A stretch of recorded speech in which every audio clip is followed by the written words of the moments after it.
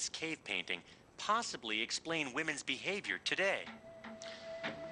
If you're a gatherer, you can't get locked into one thing. You have to notice everything, all at once, especially colors. You have to be able to tell if things are ripe. It's a process of wandering, noticing, picking, and filling your basket. Shopping. Okay, but the men were hunters. Does that explain male behavior? Well, explains why we shop so different. I don't shop. No, you can't call it that. What I do is if a shirt wears out, I hunt down a new shirt. Me want shirt. Shirt. Shirt dead now. Me go watch TV. Really, that's quite similar to setting out on the grasslands of Africa in order to kill a deer, getting the deer, and bringing it on home. So according to this survival of the fittest theory, women who were the best gatherers survived to pass their genes on to succeeding generations, ensuring that women today still have a strong instinct to gather.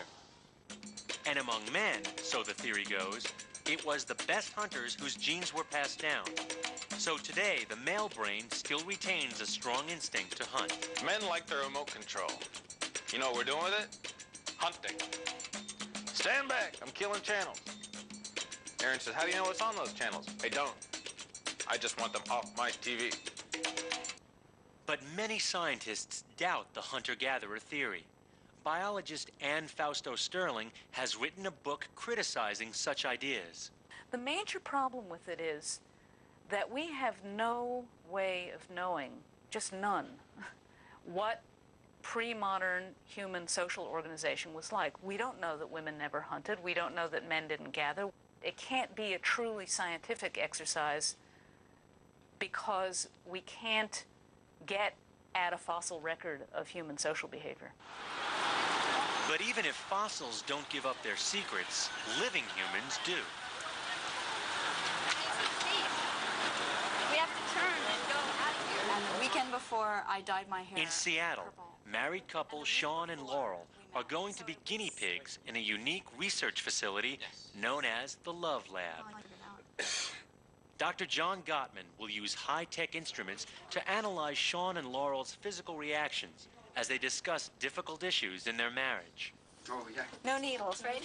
No needle. This is his electrocardiogram up here, this orange line.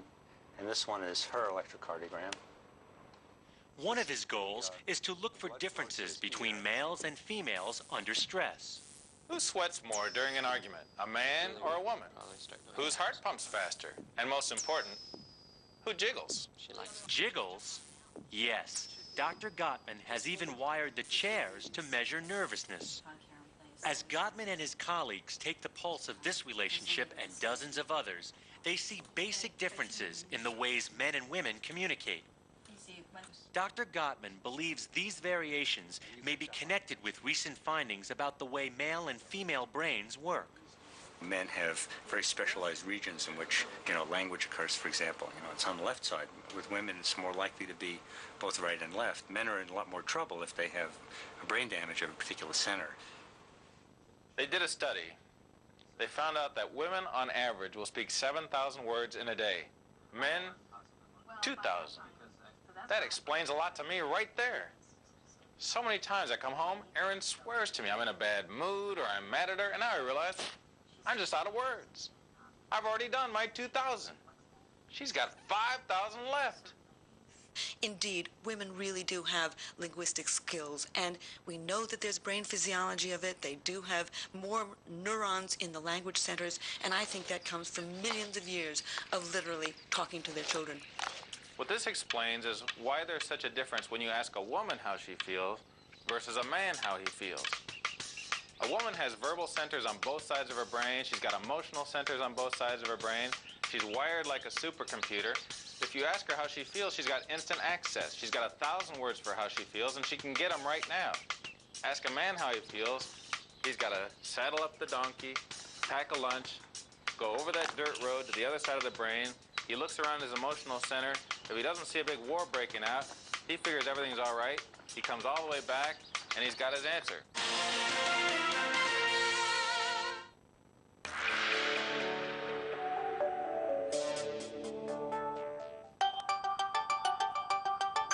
It's It's a contraption, but it took the world by storm. Others are gadgets and gizmos that will drive the next technological paradigm. We pay tribute to the inventors, their unswerving commitment, and the countless sacrifices they've made.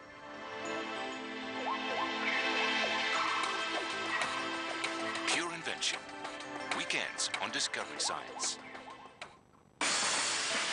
Actor Mark Williams celebrates a 200-year heritage that harnessed the power of steam,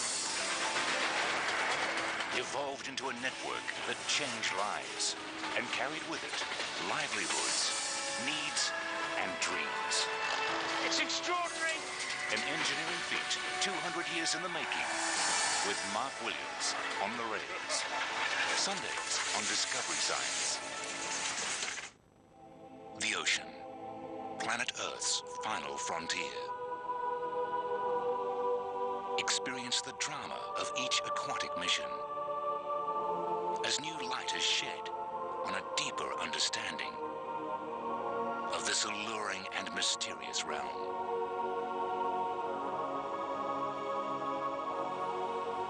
Science of the Deep. Tuesdays on Discovery Science. A secret realm that goes beyond the familiar. I think there are a lot of mysterious phenomena that we don't know about. Into the paranormal. Intriguing expeditions. Curious mysteries. Sparking a fascination for both believers and skeptics alike. The unexplained. Wednesdays on Discovery Science. Welcome to another adventure in science. The year was 1864 and the chaps at Hereford were giving Stowe a bloody good thrashing. Good shot, old boy. 4 o'clock rolled around, it was time for tea. Suddenly, disaster struck. Nursey had completely forgotten to fetch the fresh milk, and yesterday's would be turning a nasty shade of green. Luckily, a gent named Louis Pasteur was doing some nifty work in the field of afternoon tea, and had just perfected the science of pasteurization, which would allow milk to stay fresher for longer. So yesterday's milk hadn't gone off after all. Once again, science saves the day. Hurrah!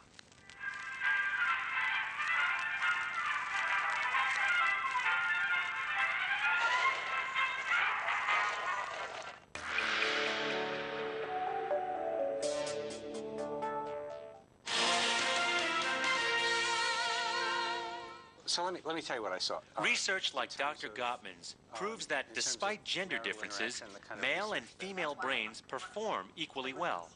Researchers didn't always think that way. Many scientists used to believe that women's brains were inferior. We gotta face the fact that you're only a woman, miss. And a woman isn't dependable when she's upset. Isn't that right, Doc? Temporary instability caused by psychoneurotic pressures due to overstimulation. Of course, scientific attitudes have changed dramatically, and today, few scientists would dare call women the weaker sex. Yet, differences between male and female brains continue to emerge, and more questions come with each new discovery. Researchers do know that behavioral differences between boys and girls emerge at a very young age and often strengthen during childhood. Game playing is one obvious area of difference. I love being a boy. My whole world is full of games. Games like kill the guy with the ball. Great game. You get a bunch of guys, you get a ball, whoever's got the ball, you kill him. But some scientists believe that it's society, not genetics, that creates these preferences for different play styles between boys and girls, suggesting that differences between male and female brains are the result of social influences on boys and girls as they grow up. If you imagine a traditional family in which the little boy gets taught to do football and gets taught all of those things, and the little girl gets taught, I don't know, sewing, if we're looking at a really traditional family, then you could imagine that their brain structures actually would begin to diverge as these different learning experiences and learning skills came their way. Could these influences from society explain why males, on average, test better for spatial perception and math skills, while females test better for verbal skills? Think about how learning to hit a ball with a bat might affect your spatial ability. You have to judge something coming towards you. You have to know when your bat is hitting it. And if you think about little boys learning to do that from a very young age, and little girls maybe or maybe not learning to do that, you could imagine that there's a whole set of play activities that begin to change the brain structure and build a certain kind of spatial ability and a certain way the brain is used. So how will this scientific puzzle ever be solved? Back at Yale, the Shawitzes are continuing their search for clues. By closely monitoring children as they pass from childhood through puberty into adulthood, the scientists will track changes in biological, emotional, and linguistic development. Glove, golf, pit, set. People have supposed for many years that there might be relationships, but this is the first time that there's been the cognitive, the physical, and the biological studies that are all tied together. So we're very, very excited about it because we'll be able to follow children essentially from the time they enter school through the time they're fully matured young men and women. So, scientists have done some studies, and they're going to continue to do research. But what's important to me in the meantime is that with all these differences, we still have to find a way to come together and be happy with each other. To know when to hunt and when to gather. When to share details and when to share silence. To make that partnership like they had in prehistoric times.